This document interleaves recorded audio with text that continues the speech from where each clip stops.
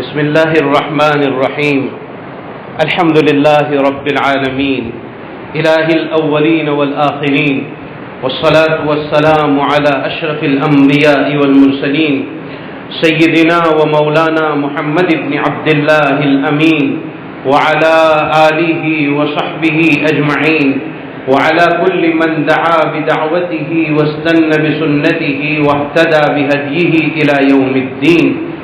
أما بعد فقد قال الله تبارك وتعالى في شأن حبيبه إن الله وملائكته يصلون على النبي يا أيها الذين آمنوا صلوا عليه وسلموا تسليما.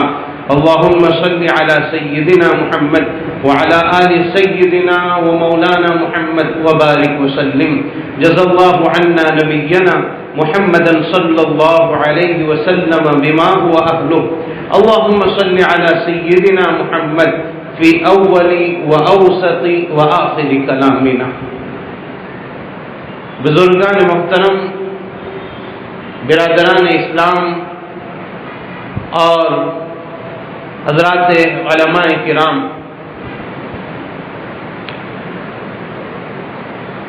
دنیا میں بسنے والے سارے انسانوں کو، چاہے وہ کسی مذہب سے تعلق رکھتا ہو اور کسی ملک میں رہتا ہو، دو باتیں بہت ناپسند ہیں.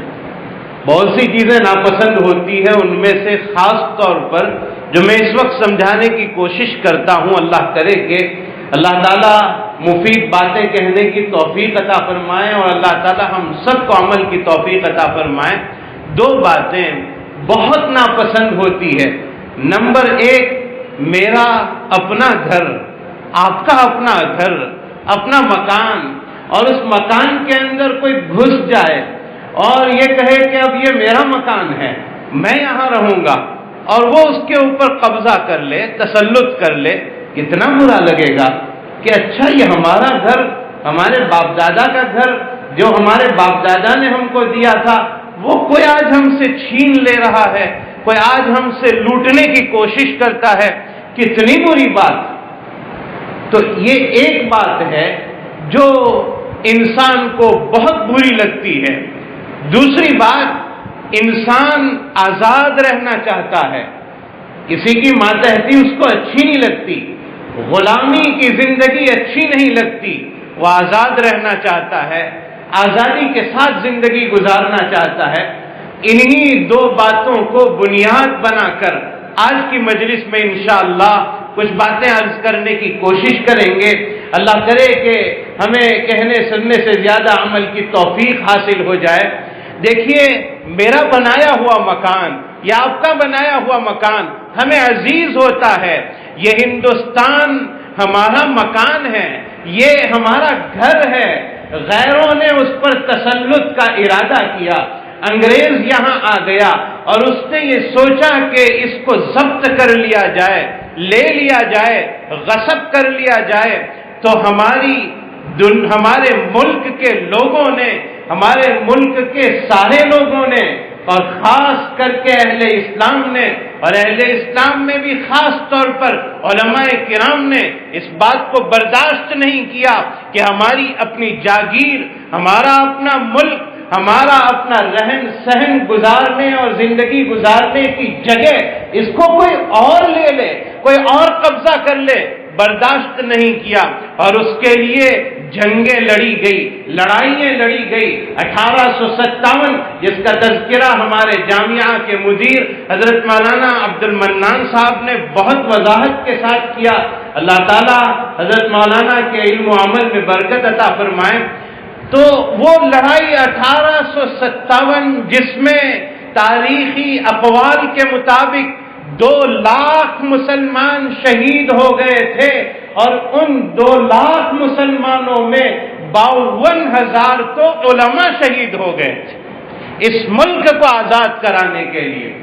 اور پھر سلطان ٹیپو کی شہادت کا جب مرحلہ آیا اور اپنوں کی غداری کی وجہ سے ٹیپو سلطان کو شہید ہونا پڑا، تو ٹیپو سلطان انتقال ہوتے ہوتے آخری لمحات میں جو بات کہہ کر گئے ہیں کہ میرے ملک کے لوگوں، میں مر رہا ہوں، میرا انتقال ہو رہا ہے، میں اب دنیا میں نہیں رہوں گا، لیکن اے میرے ملک کے لوگوں، ان فرنگیوں کو اور ان انگریزوں کو، ان دوسرے ملک سے آ کر غصب کرنے کا ارادہ رکھنے والوں کو، جب تک اے میرے ملک کے لوگوں تم انہیں اپنے ملک سے باہر نہیں کر دو گے، میری قبر میں میری روح کو سکون حاصل نہیں ہوگا۔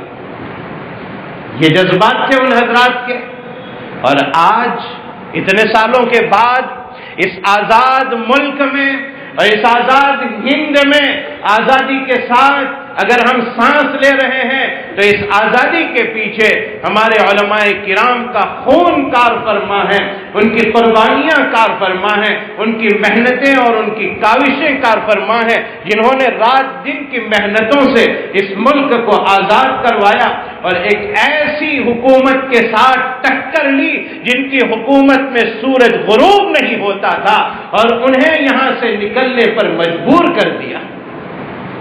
اور بھائیوں، قربانی کے بعد جو چیز ملتی ہے اس کی بڑی قیمت ہوتی ہے، اس کو بڑا غلبہ نصیب ہوتا ہے، جو قربانی کے بعد حاصل ہوتا ہے وہ غالب رہتا ہے۔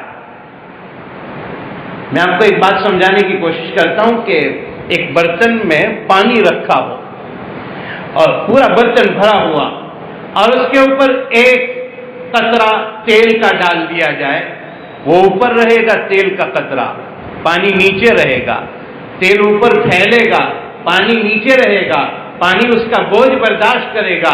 یہ ہمیشہ سے ہوتا چلا آ رہا ہے، پانی نیچے رہتا ہے، تیل اوپر رہتا ہے۔ پانی کو ایک مرتبہ غصہ آ گیا اور پوچھ لیا کہ اے تیل، تیری کیا اوقات کہ تو ایک قطرہ اور مجھ سے اوپر، اور ہم مقدار میں تجھ سے زیادہ اور تجھ سے نیچے، ہونا تو یہ چاہیے تھا کہ تو ہمارے نیچے رونڈ دیا جاتا۔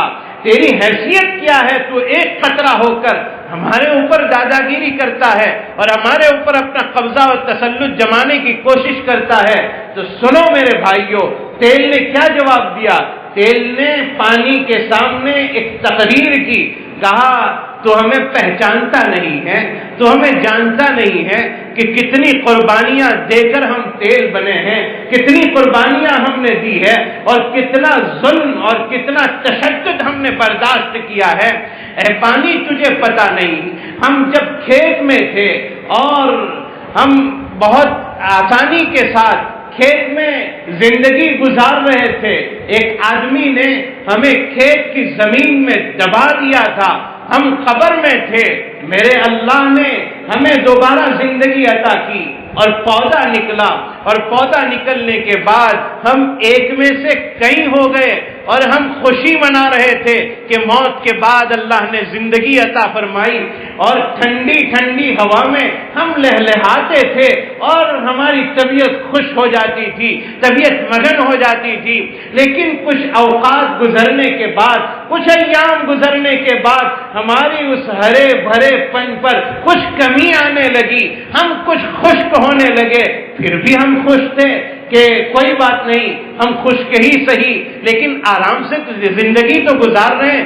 ایک دن ایک کسان آیا اور اس کے ہاتھ میں درانتی تھی اور اس نے ہمارے 1 2 3 سب کو کاٹ دیا اور زمین دوز کر دیا۔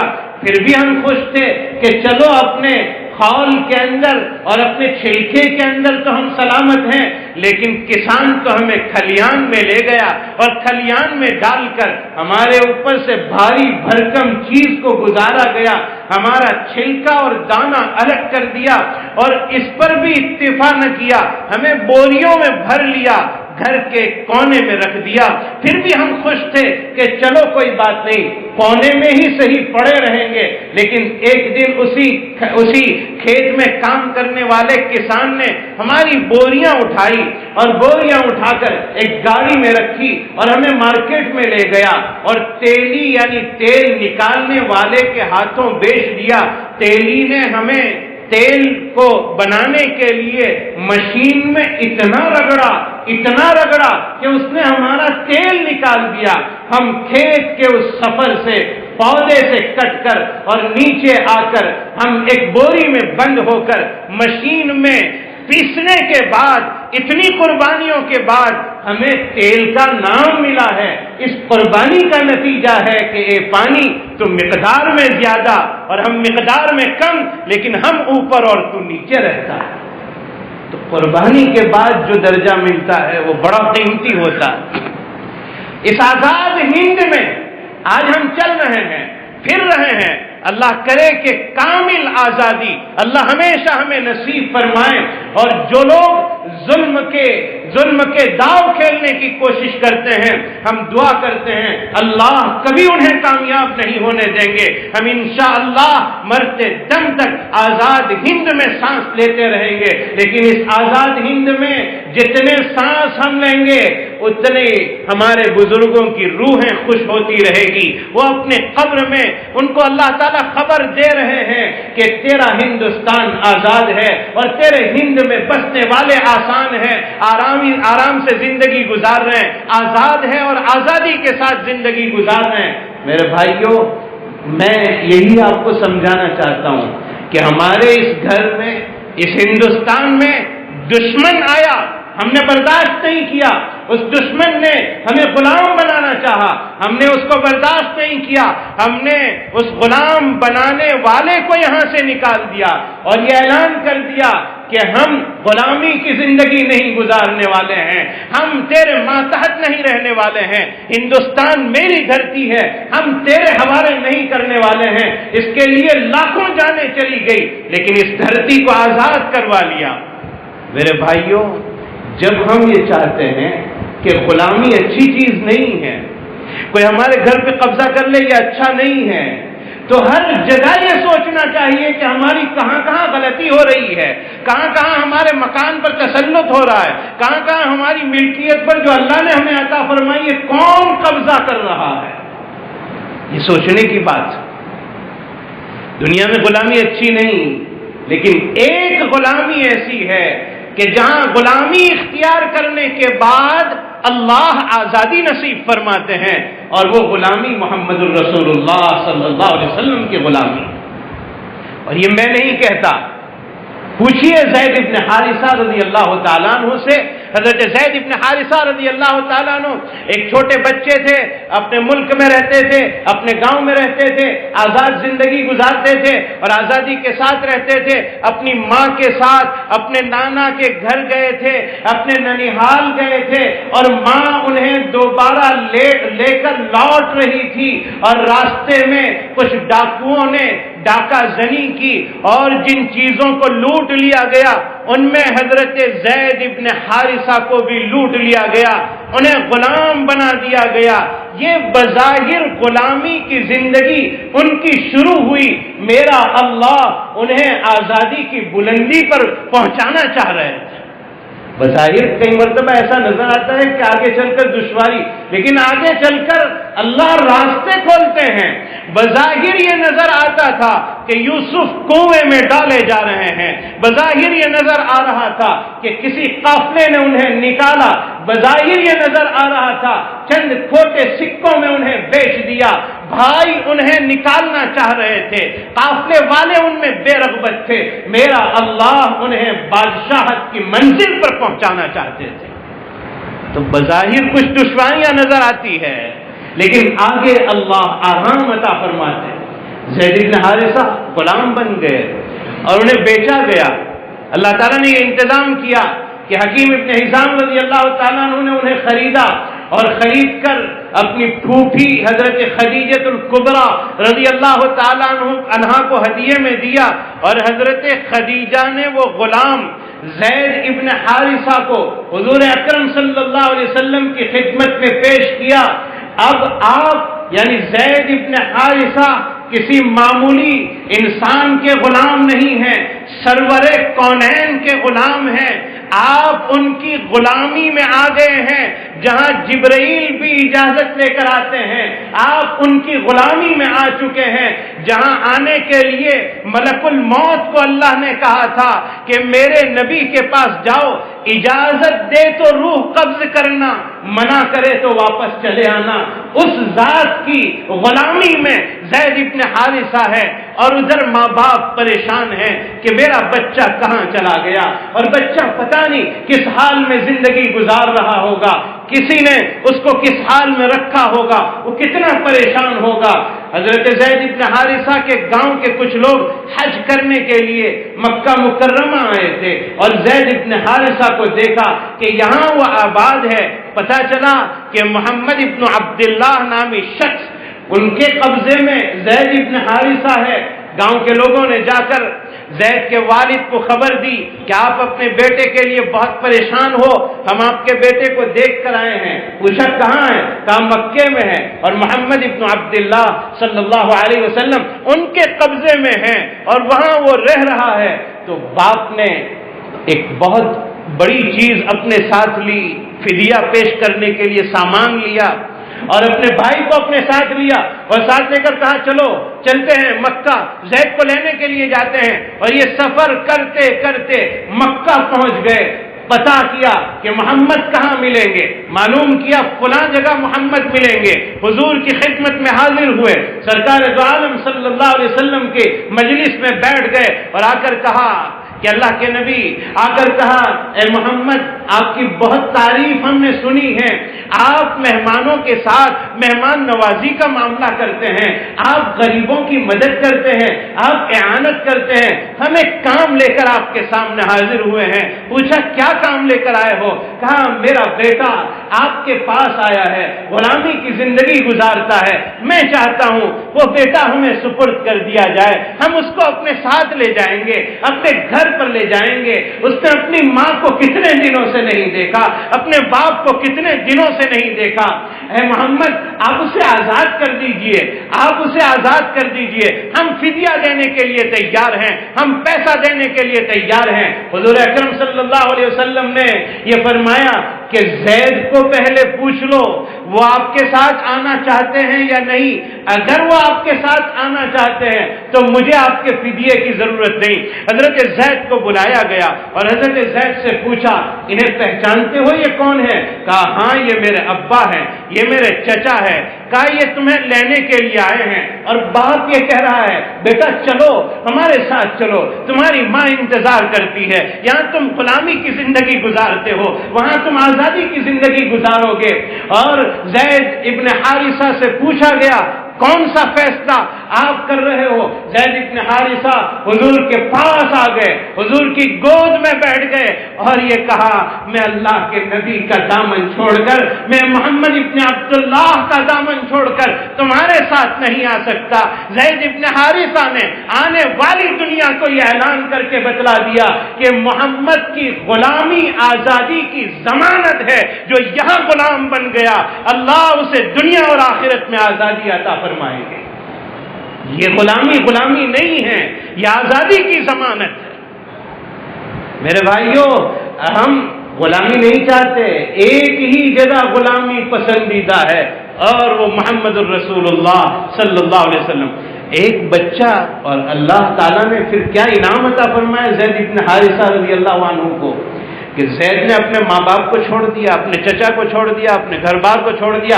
حضور اکرم صلی اللہ علیہ وسلم نے زید کا ہاتھ پکڑا اور حرم میں لے گئے، مکہ میں کعبۃ اللہ میں حرم کے سامنے کھڑے ہو کر حضور نے اپنی لسان نبوت سے یہ اعلان کیا زید اپنے باپ کو چھوڑ دیا ہے، آج میں اس کا باپ بنتا ہوں، میں اسے اپنا بیٹا بناتا ہوں۔ تو میرے بھائیو یہ مقام ملا حضرت زید بن حارثہ رضی اللہ تعالیٰ عنہ کو۔ یہ بچے کچھ سکھا دیتے ہیں، بچوں نے عشق کر کے بتلایا ہے سرکار دو عالم صلی اللہ علیہ وسلم سے۔ بچے بعض مرتبہ وہ بات کر جاتے ہیں جو بڑے نہیں کر پاتے۔ زید بن حارثہ کو کس نے سکھایا تھا؟ کس نے سکھایا تھا کہ یہاں رہو؟ کس نے بتلایا تھا کہ یہاں رہنے پر یہ مقام ملے گا؟ کس نے بتلایا تھا؟ یہ اللہ کی طرف سے خاص انتخاب ہوتا ہے۔ بچہ وہ چیز کر دکھاتا ہے جو بڑے لوگ نہیں کر پاتے۔ کچھ بچے حضور اکرم صلی اللہ علیہ وسلم کے ایک مرتبہ کسی جگہ پڑاؤ کے دوران حضرت بلال اذان پڑھ رہے تھے راستے میں، اذان پڑھ رہے تھے، نماز کا وقت ہو گیا تھا، اور حضرت بلال کی اذان کی نقالی کچھ بچے اتار رہے تھے۔ ایک بچے کو حضور نے بلایا جن کا نام ابو محذورہ تھا۔ حضور اکرم صلی اللہ علیہ وسلم نے پوچھا کیا کر رہے تھے؟ کہا وہی کر رہے تھے جو بلال کر رہے ہیں۔ کہا دوبارہ کرو۔ وہ مسلمان نہیں تھے، ابو محذورہ بچے تھے، مسلمان نہیں تھے، اس وقت بچپن میں تھے، اور بچپن کی حالت میں اب تک وہ مسلمان نہیں ہوئے تھے۔ ابو محذورہ نے کان پر ہاتھ رکھا اور کہا اللہ اکبر اللہ اکبر۔ کہا اور آگے پڑھو۔ کہا اللہ اکبر اللہ اکبر۔ کہا اور آگے پڑھو۔ کہا اشہد ان لا الہ الا اللہ اشہد ان لا الہ الا اللہ۔ کہا اور آگے پڑھو۔ کہا اشہد ان محمد رسول اللہ۔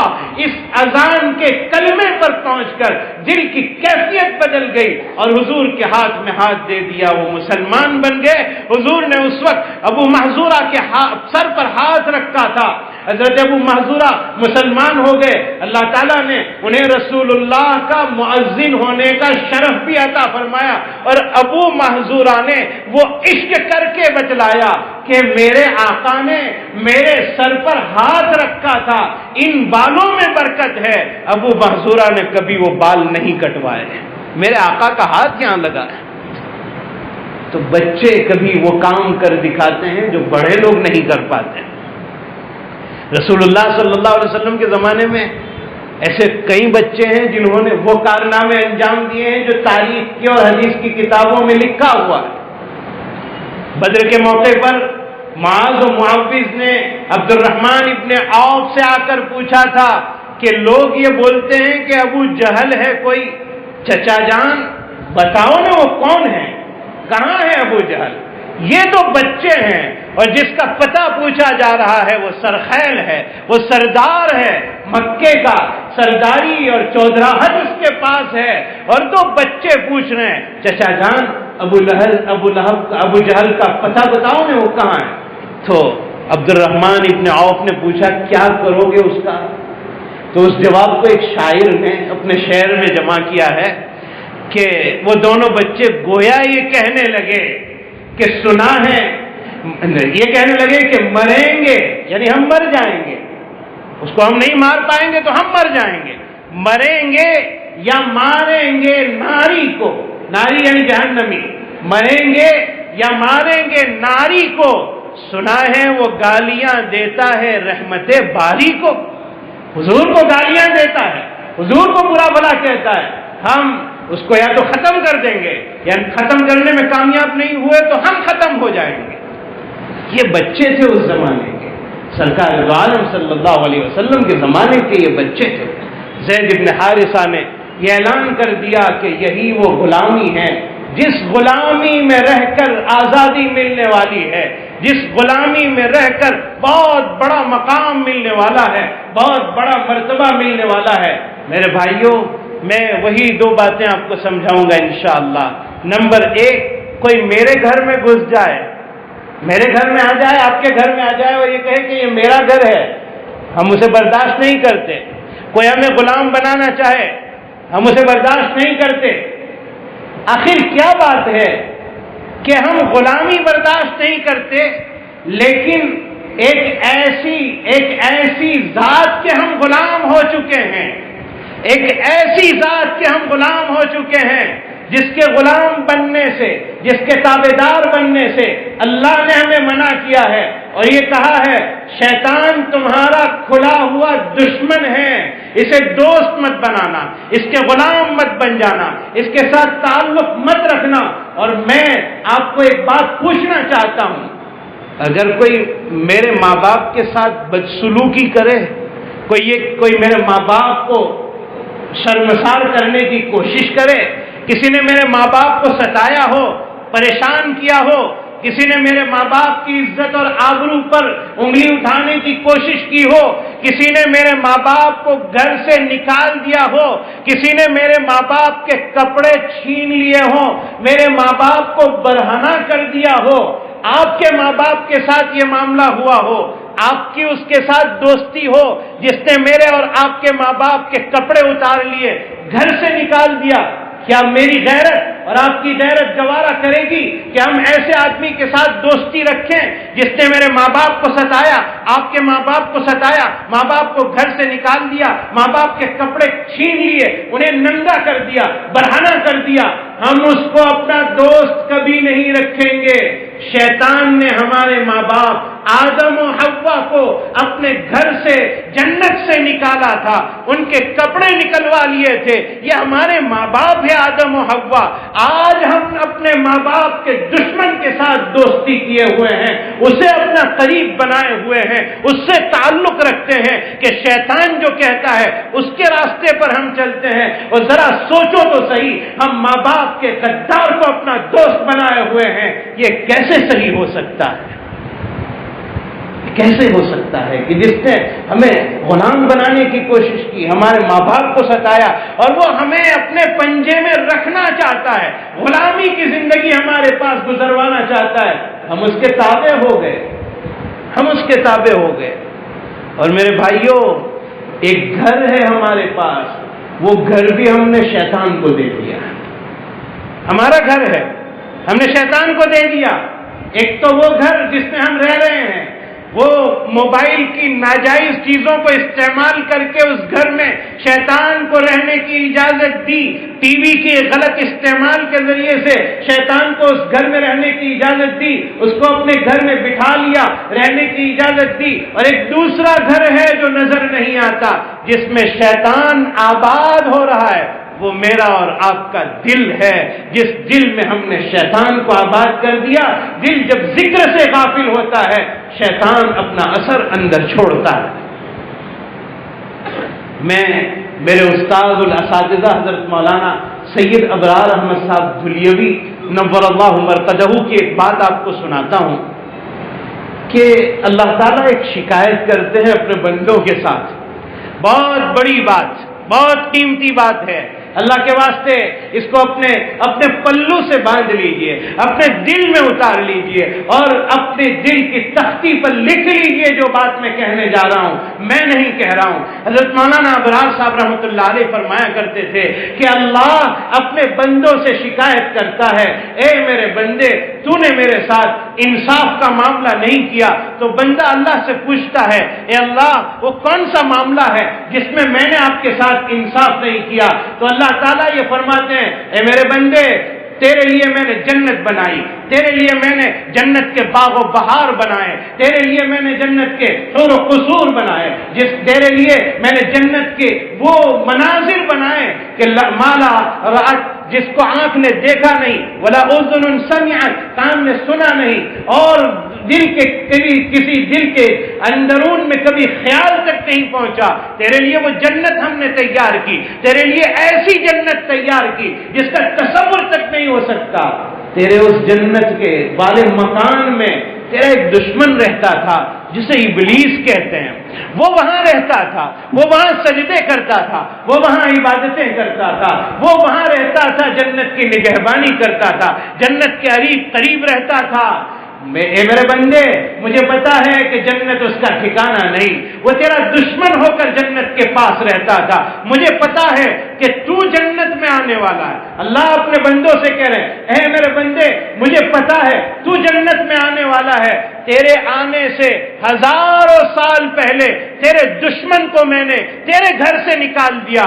اے انسان، میں تیرے دل میں اپنی تجلی اتارنا چاہتا ہوں، میں تیرے دل میں اپنا نور اتارنا چاہتا ہوں، جس کو کسی شاعر نے کہا ہے کہ ارض و سما کہاں تیری وسعت کو پا سکے، میرا ہی تو دل ہے جہاں تو سما سکے۔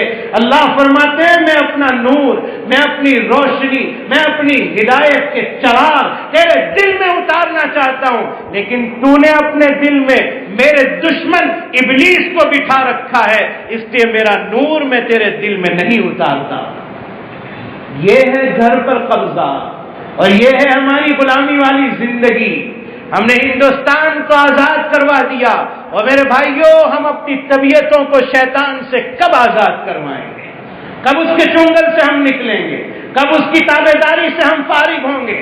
کب ہم اس کو یہ کہیں گے کہ اب ہم تیرے لیے نہیں ہیں، اب ہم اللہ کے لیے ہیں؟ کب ہم اسے یہ کہیں گے کہ اب ہم قرآن کی تلاوت کریں گے، اب ہم گانے نہیں سنیں گے، اب ہم واہی تباہی باتوں میں نہیں پڑیں گے، اب ہم لایانی باتوں میں نہیں پڑیں گے، اب تیرے بتلائے ہوئے طریقے پر ہم نہیں چلیں گے، اب رسول اللہ صلی اللہ علیہ وسلم کے بتلائے ہوئے طریقے پر ہم چلیں گے۔